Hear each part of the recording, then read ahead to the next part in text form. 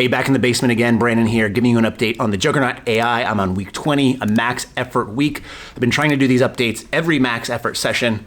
This one's gonna be a little bit different. So last week on that update, what I did is I kind of filmed before the lift, showed you the lift itself, then talked about it immediately after. I did that each day.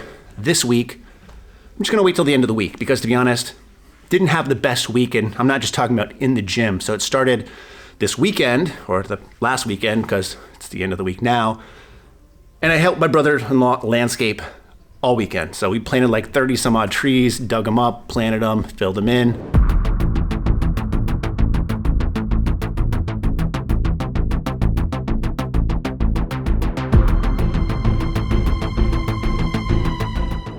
lot of moving stuff around. At night, I was coming home and trying to mess with the prime single stack, which hopefully you guys saw that video on. I wasn't getting a ton of sleep, about 5 hours a night. Just been having some sleep issues in general, especially if I'm up late doing other stuff like the prime stack. Then I try to go to bed immediately after. Just doesn't work. I need some time to kind of wind down a little bit. So that wasn't great, first of all. Went into the week with a bunch of fatigue built up from that. Then with work, which I sit in an office chair 8 to 10 hours a day, every day for my actual job. Things changed a little bit because we're running some new hire training. So I was in virtual calls from 10 to 2 running that show. And it's not really a big commitment for that. That's not hard work necessarily, but I typically train at noon at lunchtime every day. And I wasn't able to do that because we were having these longer meetings, which meant my meal schedule was kind of thrown off. My training time was kind of thrown off. And I had that fatigue carrying over from the weekend as is. So I wasn't really feeling great this entire week. Now, the downside of that is I had some really great training sessions the previous 3 weeks at the beginning of this block leading up to the max effort week. And I think I really had some grand goals in mind because of the numbers I was pushing. I was feeling fantastic. And then I kind of hit that little bit of a roadblock. So initially going into day 1 of the max effort week for squats, I had this wild idea in my mind that I was going to shoot for 545 for a set of 4. Now that's a wild idea because my last max effort week, couple weeks ago, I hit 515 for 4 at an RPE 8.5. So jumping 30 pounds and expecting kind of similar results was kind of a stretch. And as I started to warm up, I realized that 545 number was not a smart idea. And that's one of the things I like about the program as is. It says, hit a set for RPE 10. And because I wasn't feeling that well, that number could be adjusted versus something that's more linear and just percentage based. It might have had me go for that 545 based off how the previous training went, and it wouldn't have gone well. So I loaded up 525 instead, so 10 pounds more than my previous best attempt 3 weeks prior. And I hit it for that set of 4, and I rated it at an RPE 8.5. And actually now that I sit here and I look at it in replay and I'm removed from that session, it actually moved pretty well in my opinion. So very pumped about that. And what that did is it basically bumped my projected 1 rep max up a little bit. The way the Juggernaut program works is when you set a new max effort number and you could update your max, it's gonna give you basically 3 numbers to choose from, a low, medium, and high number. I always choose to go for the lowest number possible just because it's tough to judge a 1 rep max based off of a 4 rep set where you're rating it at like an 8.5. I don't think that's very accurate. So I always try to tend to undershoot. That way I'm not killing myself in the programming coming up because it's going to use those numbers to kind of leverage how you're doing stuff in the next actual training block. All right, so end of the training block means it's time to give a shout out to my sponsor, which is Magic Spoon. They've sponsored a lot of these training blocks. I'm very appreciative of them. If you're like me back in the day, you probably would just eat a whole box of cereal in front of the TV, not really worry too much about the macros.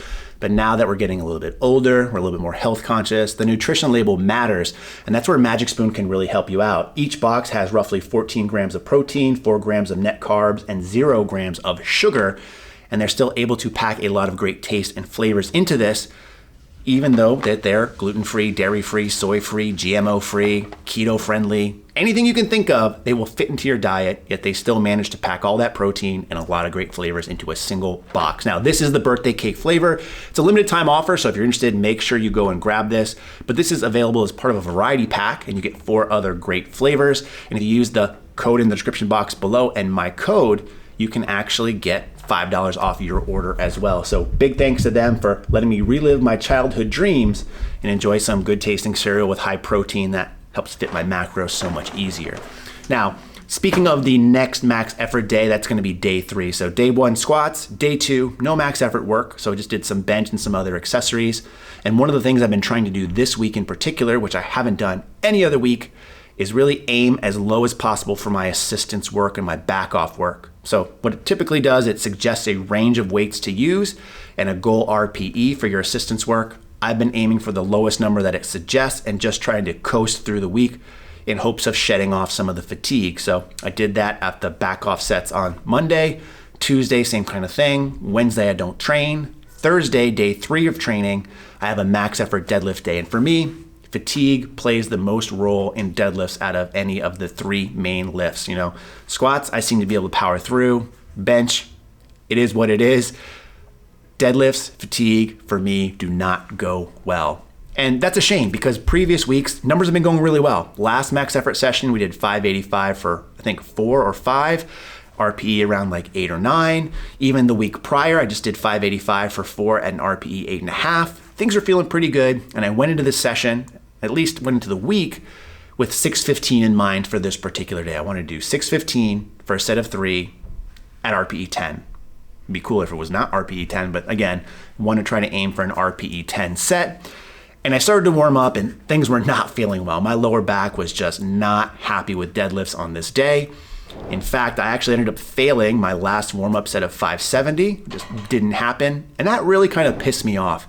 And one of the things that I've really been experiencing this entire Juggernaut AI is a positive mindset, which for me, if you watch any of my older training logs, I tend to be a little bit more negative and downplay some of my achievements, if you will. But that's just the way I've always been. And I told myself this is going to be different for this whole training cycle, training block. I'm going to have a positive outlook on things. And you know what? I think that's one of the reasons why things have been going so well for me, because I've really been optimistic. I've really been positive about my training and I've been reaping the benefits. But again, it's easy to do that when you're not failing lifts, which I haven't done up until this point. And that's kind of a little bit of foreshadowing. So I failed that 570 on my last warm up. It really made me mad. And I told myself it's just a mental thing. Go back and pull 570. I did. And instead of just taking a small jump up from last max effort set, 615 was still the number I decided to load onto the bar. And I said, you know what? I'm just going to push through and do it. And I had like an aha moment, like, hey, you know what? I got this. Well, as you can probably see from these clips, I didn't get this. In fact, I did 615 for what I'm going to call 2.5 reps. And at the time, it felt extremely hard. Looking at the video, yeah, the reps were kind of slow and a little bit gross, but that third one looked like it was going up and then it just wasn't anymore. In my mind, I thought like I was trying to grind it out and just gave up, but it literally got to my knees and just went right back down. And right after that particular set, I was really upset with myself that, I didn't do it. I failed an actual lift here. I was really bummed and I started to kind of get in my old habits of really kind of telling myself that, training isn't going well, which is bullshit because the last 20 weeks have been fantastic. So what I decided to do is I whipped out my phone, as I tend to do between sets, and I said, you know what, let me see the last time I pulled 600 on deadlifts. And I had to scroll way back in my history. I'm talking 2.5 years ago was the last time I posted a clip of anything over 600 pounds. It was in the old basement, 617 because I was using calibrated kilo plates at the time for 2 reps only. So the fact that 2.5 years later, despite not having pulled deadlifts over 600 pounds at all, I went for 615 for a triple, and I managed 2.5. That's pretty damn good in my opinion. It really kind of turned my mood around real quick. I went from sad to more optimistic and actually mad that I didn't get that 615. It really kind of pissed me off and I really wanted to try it again, which I didn't obviously because it wasn't there this particular day and probably not this week. But it really kind of amped me up to try it again because I know I can do it. So I have a lot of motivation going into it. So I took kind of a negative and I turned my mindset around, which again has been something I've been trying to work on. And I'm really excited to kind of go and push those limits some more, knowing that my deadlift is actually going in the right track versus going downward like it had been for the past 2 years or so. So these last 20 weeks, my deadlifts have been going very well. I'm very excited about that. And even though I didn't get that particular set, it still actually increased my projected 1 rep max from what I was working off of. And it was a huge mental boost knowing that I got this. I just got to shed the fatigue, and next time around, I'm going to pull it for 3, and hell, I might even pull it for 4. Who knows? So very happy about that overall, and it took a bad thing and made it into a good one. All right, so that brings us to day 4. Like I said, I'm just wrapping up doing assistance work now, filming in between those sets. Now, bench has been a little bit interesting because overall it's been going really well. I'm benching or doing chest movements 4 times per week. These last 3 weeks have been a little bit interesting only because I've been doing some comp bench on Thursday and Friday. And what I've been doing on Thursday has actually been pretty heavy per what the app suggests.